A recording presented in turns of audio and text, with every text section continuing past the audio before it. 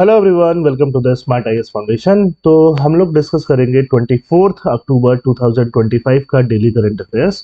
दीपावली के बाद हम पहली बार डेली करंट अफेयर्स रिकॉर्ड कर रहे हैं। तो दीपावली के बाद जो भी इम्पोर्टेंट करंट अफेयर्स हैं वो आज कल और आगे एक दो दिन के जो भी डीसीएस आपको मिलेंगे, है ना, तो वो सारा करंट अफेयर्स इसमें कवर हो जाएगा।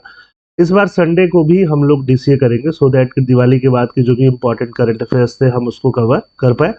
थोड़ा मुझे जुकाम वगैरह हो गया था तो मैंने एक दो दिन कवर नहीं कर पाया। दिवाली का जो भी स्मोक वगैरह होता है पटाखों की वजह से और बाकी चीज़ों की वजह से, उसकी वजह से थोड़ा मुझे एलर्जी हो जाता है ऑलवेज। ठीक है, तो let's start with the these three topics. First is need for a law to protect domestic worker. तो डोमेस्टिक वर्कर्स को प्रोटेक्ट करने के लिए हमें लॉ चाहिए।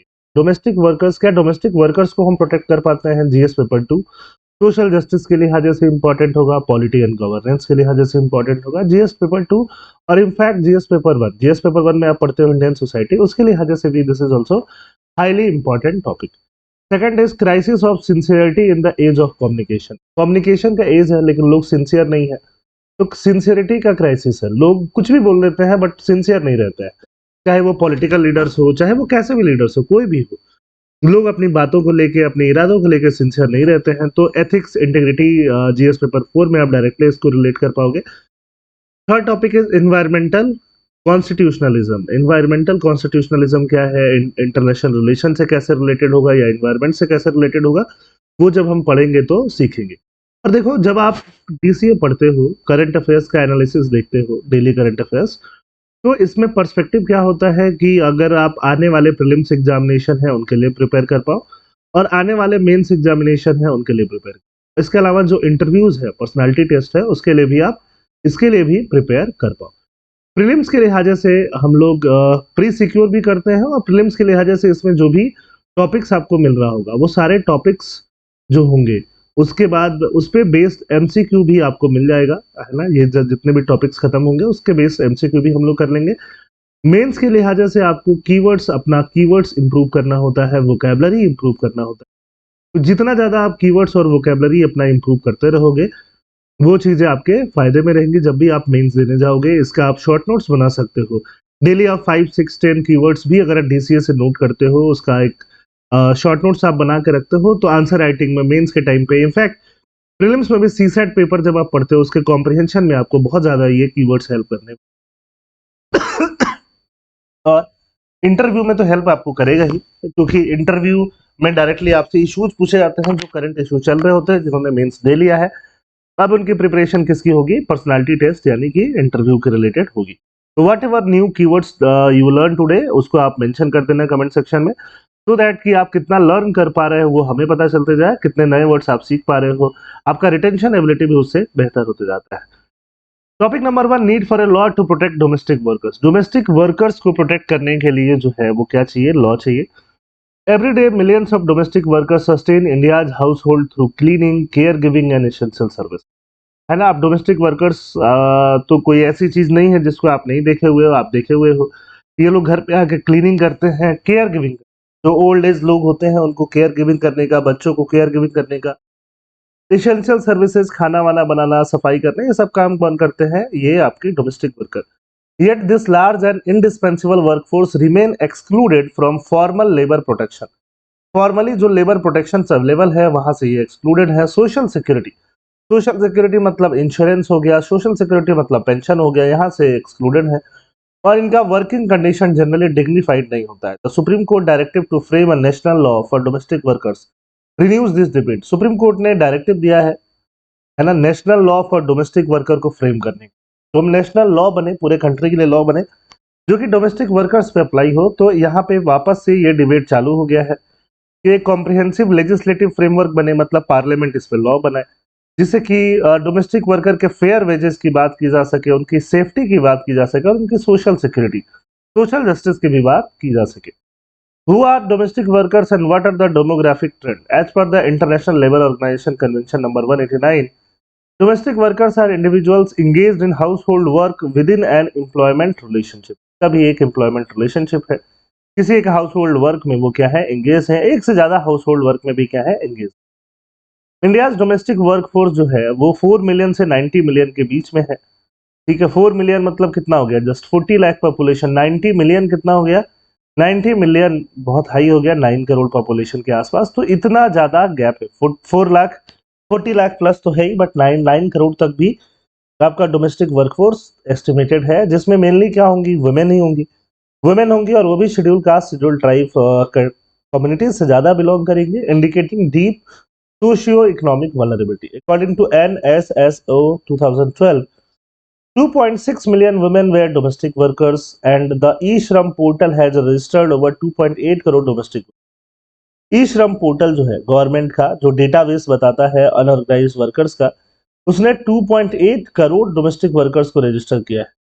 ठीक है, तो इसका मतलब सीधे सीधे हम देख पा रहे हैं कि अंडर रिपोर्टिंग काफी ज्यादा है इनफॉर्मल नेचर की वजह से। In urban India domestic work is the second largest source of female employment. Female को एम्प्लॉयमेंट देने का सेकंड लार्जेस्ट सोर्स क्या है, डोमेस्टिक वर्क है। किसी के घर जा रहे हो, आप खाना बना रहे हो, that is the second largest source, underscoring its socio economic importance. Socio economically ये काफी ज्यादा इंपॉर्टेंट भी है। What is the existing legal and constitutional framework. Legal and constitutional framework क्या है, कॉन्स्टिट्यूशनल मैंडेट, कॉन्स्टिट्यूशन का मैंडेट। आर्टिकल 14, 15 ये सब इक्वालिटीज की बातें करते हैं। आर्टिकल 21 सीधे सीधे right to life and liberty की बात करता है, राइट टू डिग्निटी की बात करता है, नॉन डिस्क्रिमिनेशन की बातें होती है।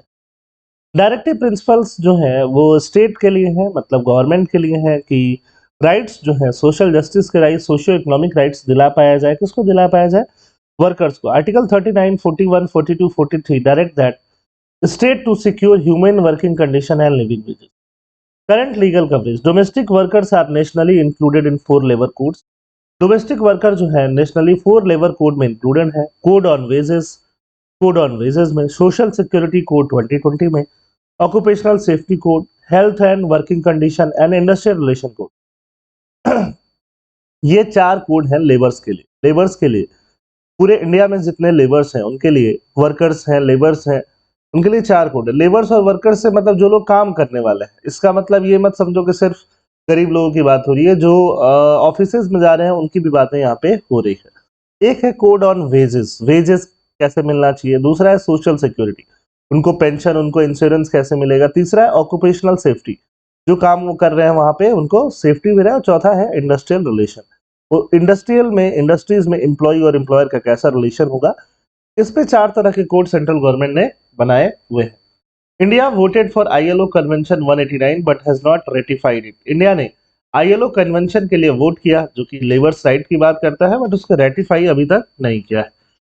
जुडिशरी ने क्या इंटरवीन किया, supreme court Ajay Malik versus state of Uttarakhand case directed the union government to enact a national law ensuring rights, fair wages and grievance redressal for domestic workers। ये केस आप याद रख सकते हो, this case can be asked directly in the prelims examination, और नहीं तो mains examination के लिए ये केस जो है काफी इंपॉर्टेंट होगा। अगर डोमेस्टिक वर्कर या फीमेल या कहीं से भी कुछ आंसर लिखने को मिलता है आपको आपके मेंस एग्जामिनेशन में, तो डायरेक्टली आप ये केस मेंशन कर सकते हो, Ajay Malik versus state of Uttarakhand.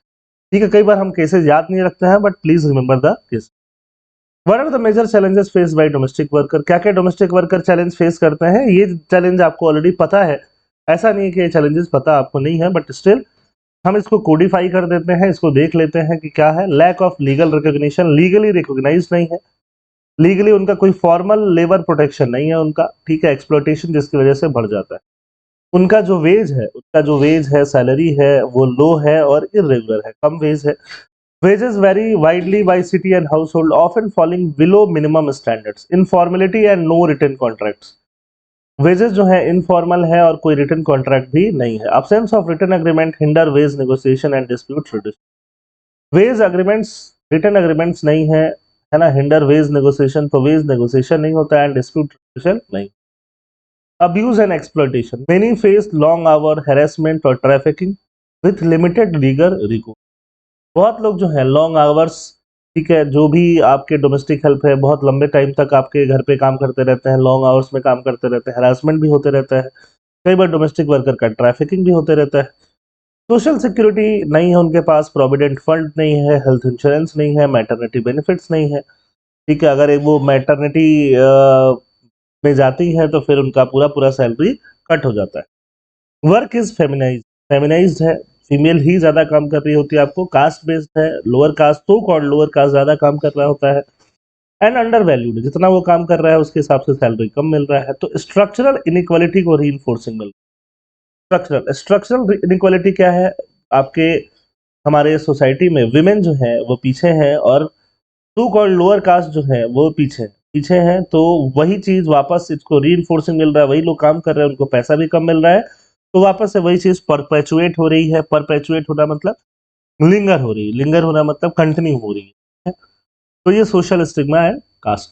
What are the existing policy measures, government की एग्जिस्टिंग पॉलिसी मेजर्स क्या है? ई श्रम पोर्टल। श्रम पोर्टल क्या है? बेसिकली सबको एक तरह से नोटिफाई करता है, सबको एक्सेस दिलाता है, सबको एक यूनिक नंबर मिलता है ना, सोशल सिक्योरिटी देने का, फाइनेंशियल इंक्लूजन देने का। ई श्रम पोर्टल एक पोर्टल है श्रम करने वाले लोगों के लिए। Draft national policy on domestic work, draft national policy बनने वाला है, अभी ड्राफ्ट ही है।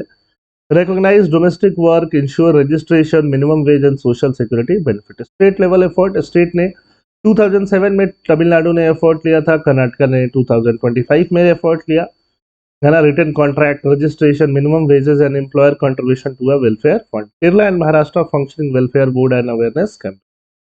Digital inclusion, the eShram portal provides a national registry for unorganized workers including domestic work.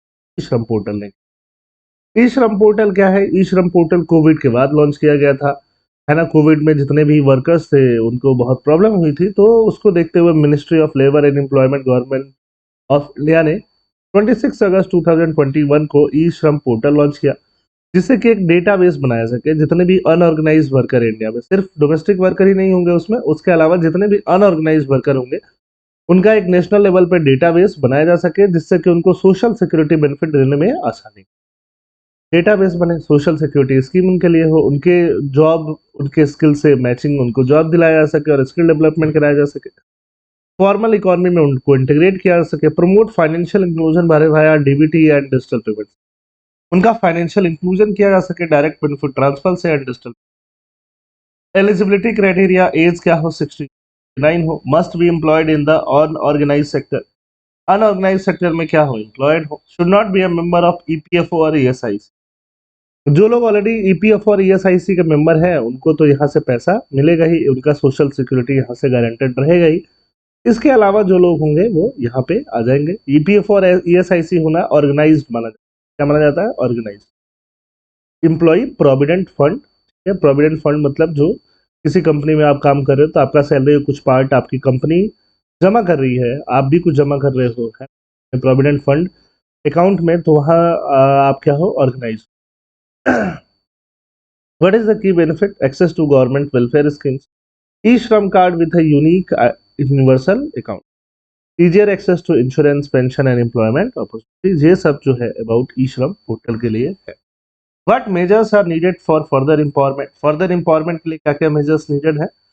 Comprehensive national legislation, enact a Domestic Workers Protection and Welfare Act. Domestic worker को protect करने के लिए domestic worker protection and welfare act enact किया जाना चाहिए, जिसमें कि return contract हो किसके बीच में? जो लोग उनको घर पे ला रहे हैं उनके बीच में और डोमेस्टिक वर्कर के बीच में। मिनिमम वेजेस की बात हो, उनके वर्किंग आवर्स अनलिमिटेड नहीं हो, रेगुलेटेड हो, और साथ में उनको सोशल सिक्योरिटी भी मिले। Ratify ILO Convention number 189 to align with global standards. Strengthen enforcement and institutional mechanism. Establish tripartite board. Tripartite मतलब तीन पार्टी, एक एम्प्लॉयर होंगे, एक वर्कर होंगे, गवर्नमेंट। थ्री पार्टी बोर्ड, एक जो है बोर्ड मैकेनिज्म बने जहां पे किसी पार्टी का अगर ग्रीवियांस होता है उसको हैंडल किया जाए। सोशल सिक्योरिटी का कवरेज एक्सपेंड हो। Mandate inclusion under existing welfare scheme and ensure employer contribution to insurance and pension fund. Awareness and legal literacy. Launch campaigns to sensitize employer and worker about right, fair treatment, legal protection. Regulate placement agencies. Enforce licensing norm to prevent trafficking and exploitation. Promote collective bargaining. इनका collective bargaining भी promote हो, domestic worker भी एक association बना सके, है ना। जैसे वर्कर एसोसिएशन होता है, डोमेस्टिक वर्कर भी क्या बना सके? एक एसोसिएशन बना सके। Now conclusion, domestic workers sustain millions of Indian households yet remain one of the least protected forms of labor.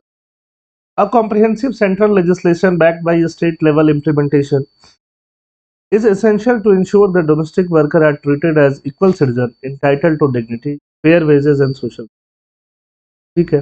In the spirit of constitutional justice, recognizing domestic work as formal labor is not only a legal necessity but also a moral imperative toward inclusive growth and gender equity. Crisis of sincerity in the age of communication. Crisis of sincerity age of communication के age में अगर हम sincerity जो है वो बिल्कुल crisis में होते जा रहा है. सिंसियर लोग सिंसियर ही नहीं है. सिंसियरिटी का मतलब क्या? अगर मैंने कोई बात कही तो क्या मैं उस बात को मीन कर रहा हूँ 100%? क्या मैं उस 100% उस बात पे खरा उतर रहा हूँ? वो चीज़ क्या है? सिंसियरिटी है. सिंसियरिटी तो हमें करना पड़ेगा. अब सिंसियरिटी का मतलब देखो, ये जो आर्टिकल लिखा है ये आर्टिकल इंडिया के one of the most learned जो पर्सन है, जो प्रोफेसर रह चुके हैं, श्री प्रताप भानु मेहता, उन्होंने लिखा है. इंडियन एक्सप्रेस का ये आर्टिकल है. ये ऐसे ही टॉपिक्स, थॉट प्रोवोकिंग टॉपिक्स लिखते रहते हैं जिसमें आपके थॉट जो हैं प्रोवोक्ड हो. ठीक है. पॉलिटिकल साइंस के ऊपर, जुडिशरी के ऊपर, सोशियोलॉजी के ऊपर, ये अलग अलग टॉपिक्स के ऊपर टॉपिक लिखते रहते हैं. वाइस चांसलर रह चुके हैं, अशोका यूनिवर्सिटी के गवर्नमेंट के मेंबर भी थे. तो काफ़ी ज़्यादा प्रताप भानु मेहता लिखते रहते हैं. इनका जब भी आर्टिकल आया आप खुद से ज़रूर पढ़िए. What is sincerity? Sincerity, understood as the honest alignment between one's inner conviction and outward expression, has historically formed the ethical foundation of human. अब सिंसियरिटी क्या है? ऑनेस्ट अलाइनमेंट होना चाहिए कि एक पर्सन के बीच इनर कन्विक्शन क्या है, इनर कन्विक्शन, और आउटवर्ड एक्सप्रेस वो क्या कर रहा है, जैसा वो अंदर फील कर रहा है क्या वैसा ही आउटवर्ड एक्सप्रेस कर रहा है क्या? ठीक है. Has historically form the ethical foundation of human communication. वही एथिकल फाउंडेशन है किसका? Human communication. It enable trust, dialogue and construction of shared social word. ये इनेबल करता है ट्रस्ट को, ये इनेबल करता है डायलॉग को, एंड शेयर्ड सोशल वर्ड को कंस्ट्रक्ट करता है. Yet in the era of performative speech, algorithmic communication and monetized attention, sincerity appears to be collapsing. अगर हम बात करें परफॉर्मेटिव स्पीच, है ना, एल्गोरिथमिक कम्युनिकेशन का, एंड मोनेटाइज अटेंशन, अब ये तीनों कीवर्ड क्या है? Performative speech, algorithmic communication and monetise attention. जैसे आप रील्स देखते हो, रील्स में कोई कुछ भी पॉडकास्ट पे जाके बोल रहा है तो वो अटेंशन क्या है? मोनेटाइज अटेंशन है. एल्गोरिथमिक कम्युनिकेशन, एल्गोरिथम से जिस तरह के रील आपको पसंद है, जिस तरह का पॉलिटिकल पार्टी है, जिस तरह की चीजें आपको पसंद है, उसी तरह की चीजें आप बार बार देख पा रहे हो, क्या है? एल्गोरिथमिक कम्युनिकेशन है. और वैसा ही स्पीच जो है वो क्या है? Performative speech. तो इससे सिंसियरिटी क्या है? Appears to be collapsing.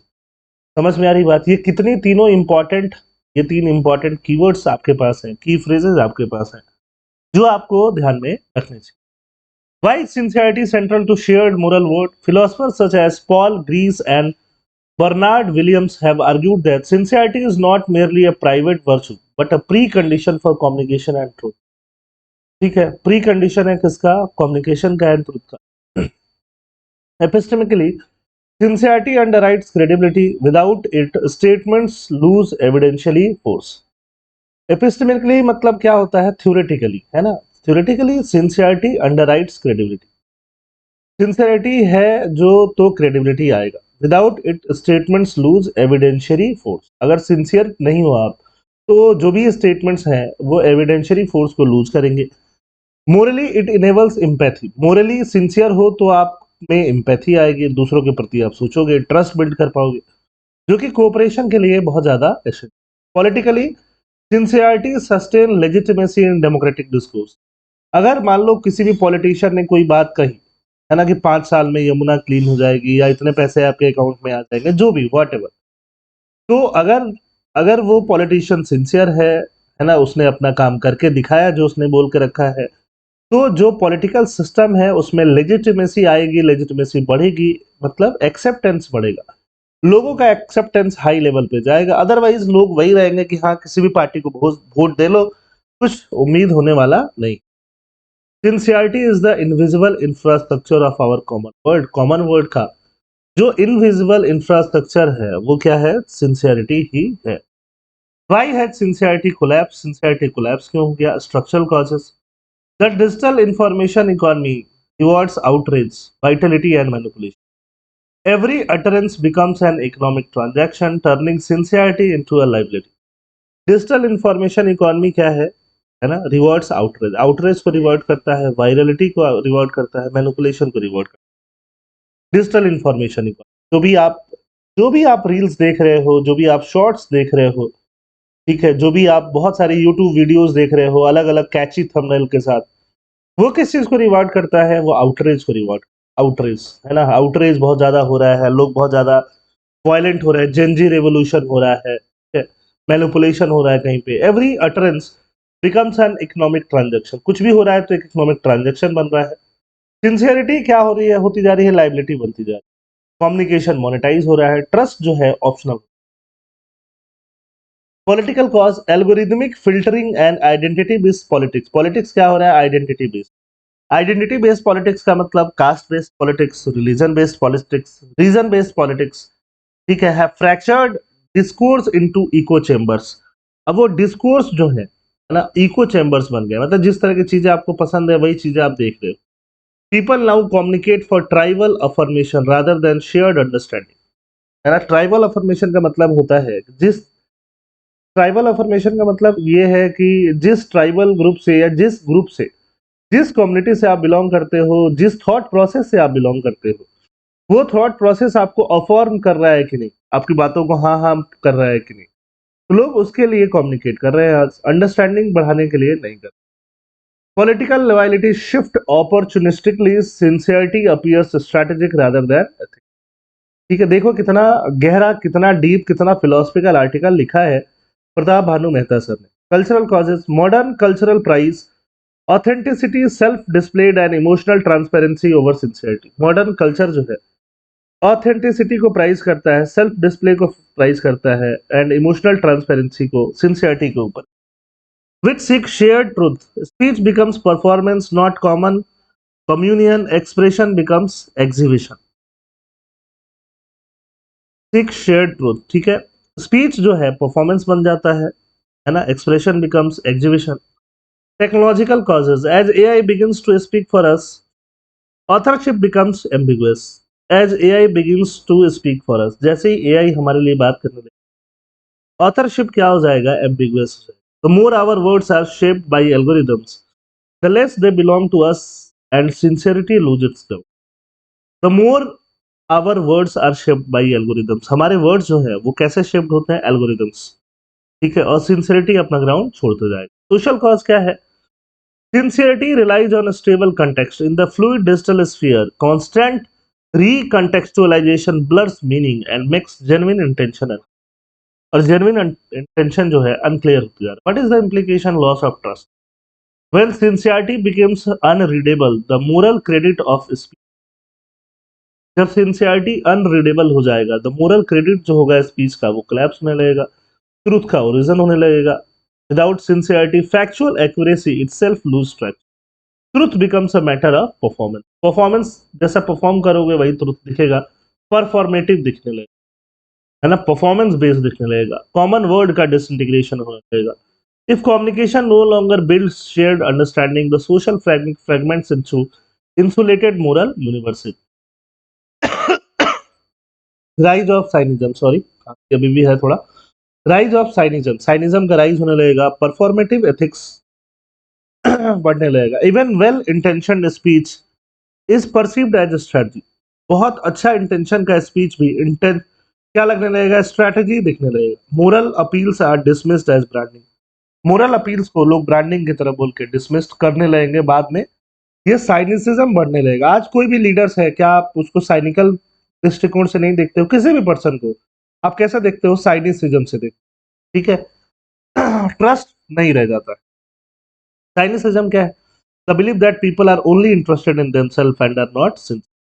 Example, recently some brands market ORS drinks as healthy choice, though they maintain mainly contain sugar, they reflect cynicism. Performative ethics क्या है?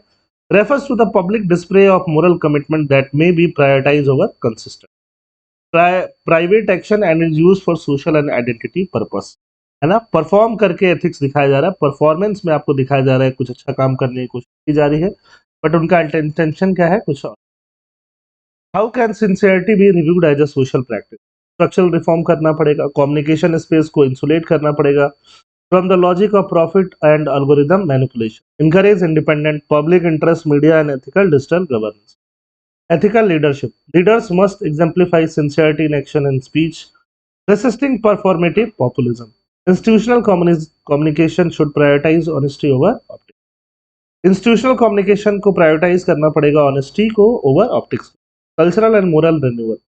Reinstating the distinction between public and private sphere can restore depth to human. Education जो है बहुत critical medium है, बहुत critical literacy and moral reasoning के बीच में.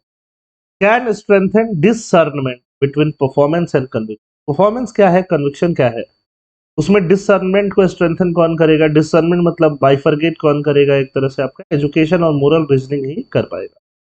Technological moderation. Technology को मॉडरेट करो. डेवलप एथिकल फ्रेमवर्क जिससे कि एआई मेडिएटेड कम्युनिकेशन जो है ना, उसमें हम देख पाए कि रिस्पॉन्सिबिलिटी कैसे प्रिजर्व करना है.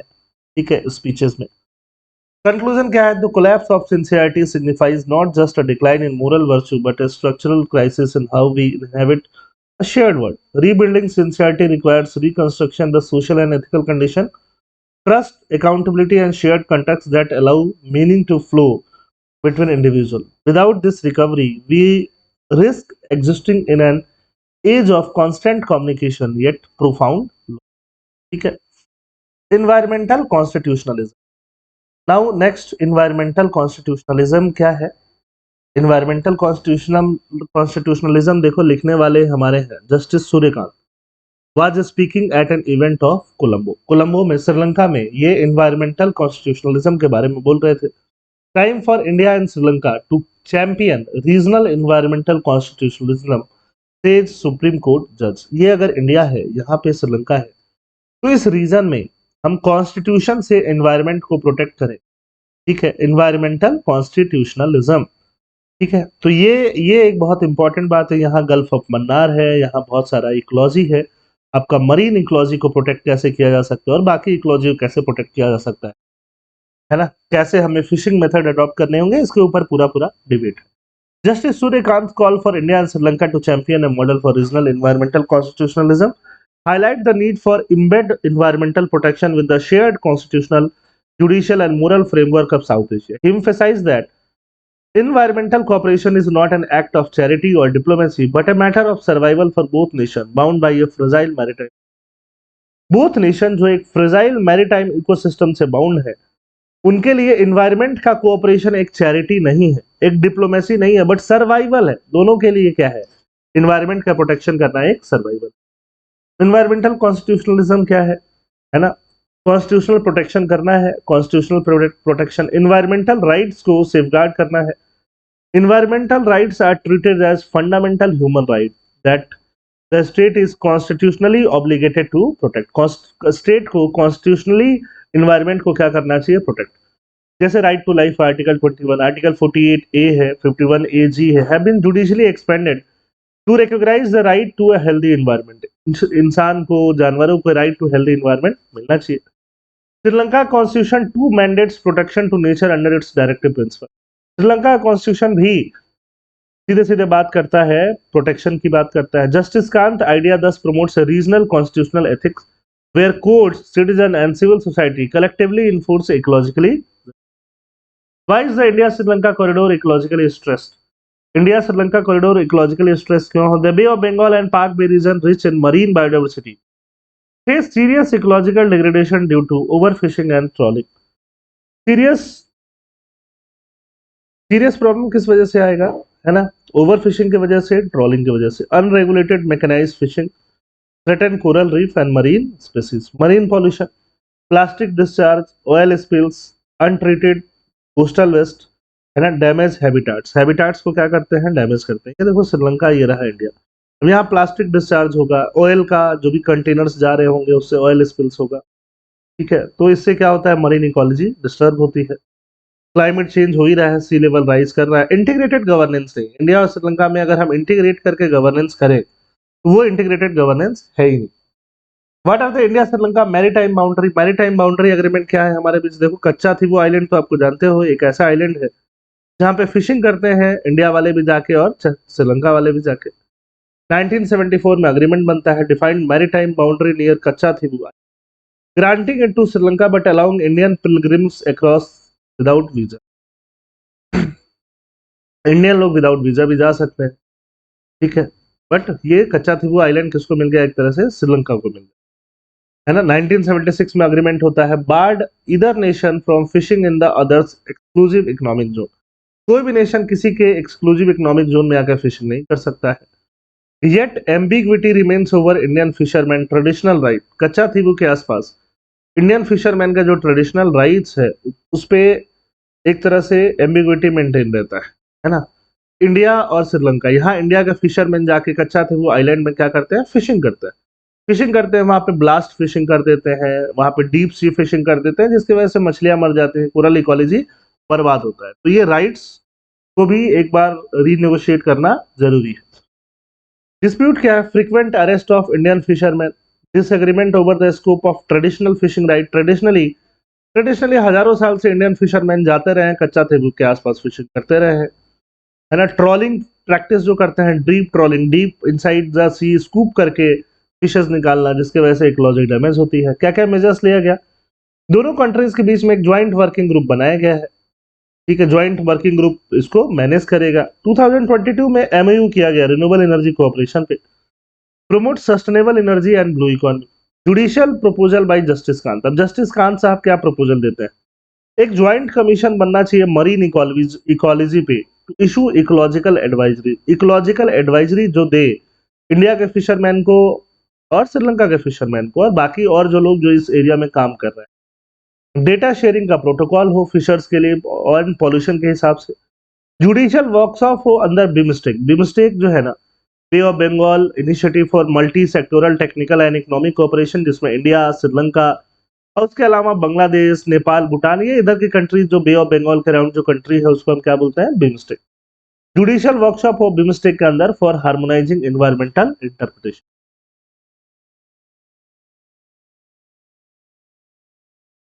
Role of BIMSTEC and IORA in environmental security, है ना। बिमस्टेक क्या है, promotes cooperation in coastal management, promote cooperation in coastal management. BIMSTEC क्या करता है, कोऑपरेशन को प्रमोट करता है कोस्टल मैनेजमेंट में। डिजास्टर रिस्क को रिड्यूस करता है, ब्लू इकोनॉमी को प्रोजेक्ट करता है across bay of Bengal. IORA क्या है, advances marine ecosystem protection, coral reef monitoring and renewable energy collaboration को आयोरा क्या करता है, प्रमोट करता है। Both recognise that environmental security underpins regional stability and sustainable prosperity, ठीक है। This is BIMSTEC. बिमस्टेक मतलब bay of Bengal multi sectoral technical and economic cooperation. ये 7 कंट्रीज का एक तरह से क्या है, grouping. What is the way forward? Judicial dialogue, institutionalize regular exchange between the Supreme Court and Environmental Tribunal of India and Sri Lanka through BIMSTEC-led workshop to harmonize environmental jurisprudence. This is the way forward. Institutionalize किया जाए, सीधे सीधे institutionalize किया जाए, exchange हो supreme courts के बीच में India और श्रीलंका, ठीक है। BIMSTEC-led workshops हो, ज्वाइंट मैरीन इकोलॉजी कमीशन बने, establish a permanent India Sri Lanka body to coordinate pollution, pollution को मॉनिटर करने के लिए एक इकोलॉजिकल एक ज्वाइंट मरीन बॉडी बने, joint body. Transboundary protocol को मैनेज किया जाए, एक कंट्री से दूसरे कंट्री डेटा शेयरिंग और ये सब हो। People to people diplomacy, citizen initiative, coastal cleanups, coastal area को क्लीन करना, फिशरमैन को कोऑपरेट करना, यूनिवर्सिटी एक्सचेंज प्रोग्राम, ये सब बढ़ाया जाए। Cross border environmental impact assessment framework को बढ़ाया जाए। Implement shared environmental impact assessment mechanism for major coastal and marine project align with UNEP and IORA, ठीक है। अब इसके बेस दो हमारे एमसीक्यूज हैं, एक तो international labour organisation convention number 189, domestic worker are defined as individual engaged in household work within an employment relationship. E Shram portal पे कितना रजिस्ट्रेशन है, तमिलनाडु महाराष्ट्र ने क्या एस्टेब्लिश किया, ठीक है। In urban India domestic work is the second largest source of female employment. ये चारों ऑप्शन पढ़ो और बताओ कि कौन सा आंसर सही। एंड सेकंड, इंडिया श्रीलंका के बारे में आर्टिकल 21 क्या कहता है, 1976 का एग्रीमेंट क्या कहता है, overfishing and lack of transboundary किसको इम्पैक्ट कर रहे हैं। तो ये हो गया आपका क्वेश्चन नंबर 2, एमसीक्यू नंबर 2, ठीक है।